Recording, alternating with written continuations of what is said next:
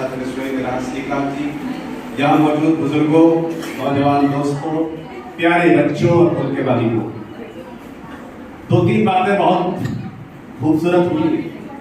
जिन लोगों ने भी बात कही है, मैं सब लोगों के जज्बात के साथ, सबके एहसास के साथ, सबके शब्दों के साथ अपने आप को जोड़ता हूं।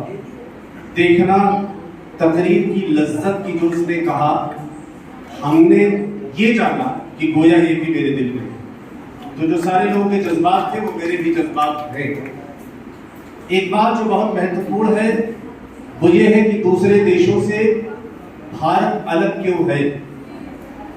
हम देखते हैं कि बहुत ही ज्यादा तरक्की अमेरिका ने किया, बहुत जबरदस्त तरक्की चाइना ने किया, बड़ी शानदार तरक्की सिंगापुर ने की, कुछ हद तक दुबई ने भी किया।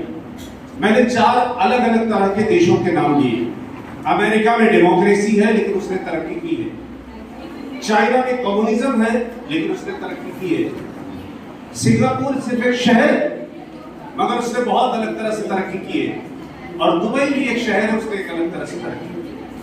पर जो बुनियादी अंतर है इन देशों के बीच में और भारत के बीच में वो ये है कि भारत में अलग अलग राज्यों में अलग अलग कल्चर है, अलग जुबान है, अलग तहजीब है, अलग भाषा है, अलग शक्लें हैं।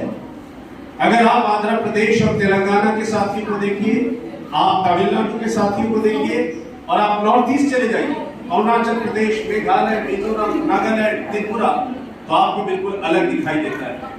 इस देश को अगर किसी एक चीज से जोड़ रखा है तो जो इस देश का मूल विचार है, यानी विविधता में एकता जिसको कहते हैं, उसने जोड़ रखा है। हमारा संविधान क्या कहता है? संविधान का प्राइमल है कि समाजवाद होगा, समानता होगी और धर्मनिरपेक्षता होगी।